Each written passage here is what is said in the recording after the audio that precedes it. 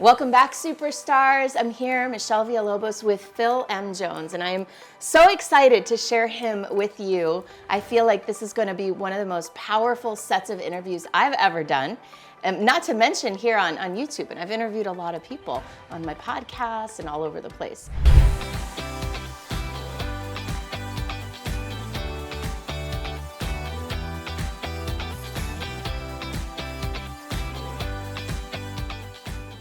So welcome, Phil Jones. Let me tell you a little bit about him. He is the author of this book, this amazing little book called Exactly What to Say, The Magic Words for Influence and Impact. And let me just tell you that almost every single one of my clients has not only read this book, but has it highlighted, annotated, and with them because it's so powerful. It gives you ways to introduce difficult conversations, to tackle difficult topics. We're going to talk a little bit about this book today, or actually a lot about it. But before I get into that, a little bit about Phil. He's an international speaker, keynote speaker. He's an author. This book has sold over 1 million copies. He has other books as well, which we'll talk about later. And he's also a colleague of mine in a group called the $1 Million Speaker Group. He's spoken on huge stages all over the world and is an incredibly powerful consultant, trainer, speaker. What you name it, this guy knows about it when it comes to sales, marketing, influence, and leadership. So welcome, Phil. Wow, good to be here. Thank you for that. Did I leave anything important out that you think is relevant? I mean, we could wax lyrical on that stuff forever, but yeah, let's Indeed get into it. And then, but thank you, that was so graceful. All right, so let's talk about why this book is so important. What is it about this book that matters? And really not about the book so much, but about the message that's in the book. Sure. I mean, I think one of the things that I've learned from training more than 2 million sales professionals around the world is that the difference between those that are pretty good at what they do and those that are awesome at what they do is the ones that are awesome, they've spent the time to get their words right for the moments that matter. There are so many predictable conversations that show up, whether it's inbound inquiries, whether it's points of inflection from an objection point of view, whether it's just packaging your value. At that point in time, too many people find themselves making it up on the spot. Yeah. Not only that, is that there are also dozens and dozens of moments when people come away from a conversation and think shoulda, woulda, coulda, right? Oh my God, yes. And you can't do anything about it after the fact. So what's interesting about this little book is, yes, it's 23 phrases, but what it really is 23 core principles about conversation, influence, and persuasion, almost disguised as sequences of words. So yes, the words are powerful. Yes, they can be implemented. They're magic words that talk to the subconscious brain because they're deep-rooted in core principles. Got it. So it's much more than just some magic words. It's really the magic behind the magic of the words. You got it. And it's fun because it's a tiny little book, right? And I call it my tiny massive book because you can read it cover to cover in just over an hour. But to understand it deeply requires a lot of practice, a lot of experience, a lot of confidence of being able to take this into your own situations, into your real world. And that's why I decided to write the book so small.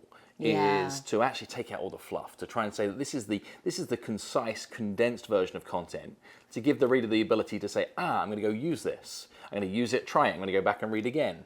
Oh, I'm going to use it, try it. I'm going to go back and read again. And just keep layering up their own experience from refining and repeating.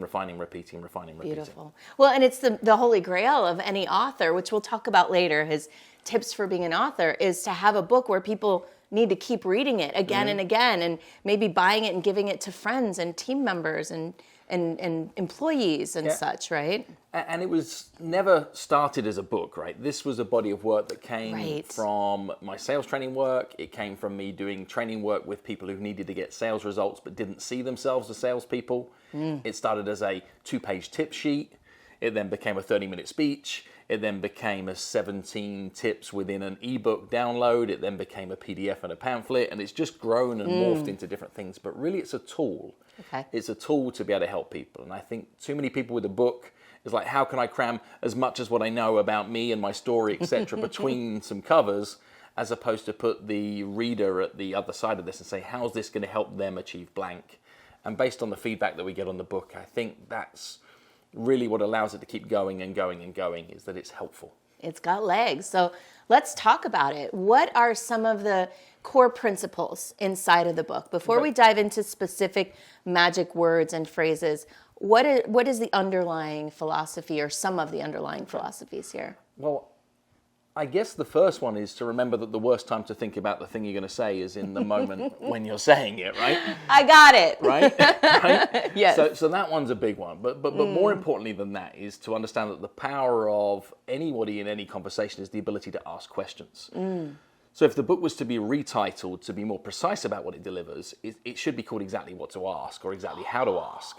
Yeah. However, the reality of it is that's not what people think they want. Right. I was just going to say that. You got to give them what they want and then give them what they need, right? Correct. More than that, too, is that people are actually pretty good at conversation. What they're not so good at doing is getting to the conversation they're good at. So this whole idea of being able to table an idea, flirt with an idea, present an idea to get permission to find ourselves in the conversation we want to have is what most people struggle with. So the book is full of ideas of prefaces that allow you to soften an ask, allow you to frame an ask, allow you to be able to position an ask in a way that it is, but firstly, softer, but secondly, just more mutually beneficial, right. more playful, and the result of which is that you can create grey space in conversation, which is a play space because it's a safe space. And what that does is it makes it more freeing for people to be able to have the conversations they were hoping to have. I love that. Did you say a safe space and a grace space? A grey, as in the colour of grey, right? Space. Everybody wants it to be black or white all the time. Is it yes or is it no? But actually the space of maybe is where the magic happens. Well, and it feels like what you're doing, and because I've read this book more than once, is you're also giving agency. That's right. To the other person. Yep. Right? It's not about manipulation. And I think that's a really important point because you could pick up a book like this and think that that's what you're going to learn, right? But what this book does, I feel like, is it gives sovereignty to the other person at the same time as it's kind of elevating your odds of getting the outcome that you want, right? It allows you to guide. Yes. And like anything, right? I think it was whether Peter Parker first said it or Uncle Ben, they said with great power comes great responsibility. Yeah. The same is true with anything you learn that can have the power to influence or can have the power to persuade somebody. You can use it for good, or there are going to be some people who look to be manipulative with it. Yeah. My belief is that there are more people out there who have a passionate goodwill intent. And in today's world also, if you try to do anything for a short-term victory, you get found out pretty darn soon anyway. With so much visibility and transparency in the world, I would just love it that to assume that people are going to use this for good and to allow people to have more confidence and competence in their critical conversations.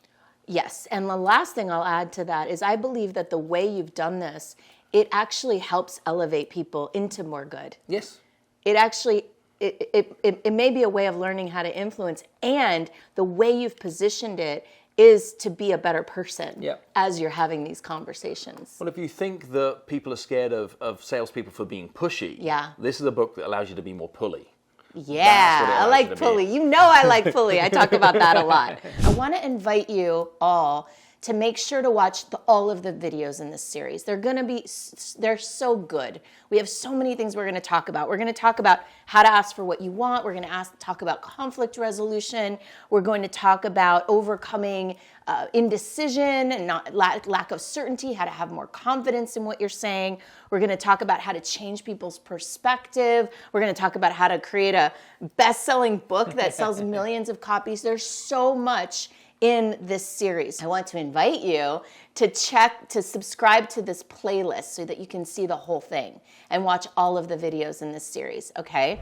So what I learned from that is the whole world likes to see themselves as open-minded. True. Doesn't mean they are open-minded, it means they like to see themselves as open-minded. Apply that to a principle that the person who's asking the questions is in control of the conversation. We just created a rejection-free opening formula.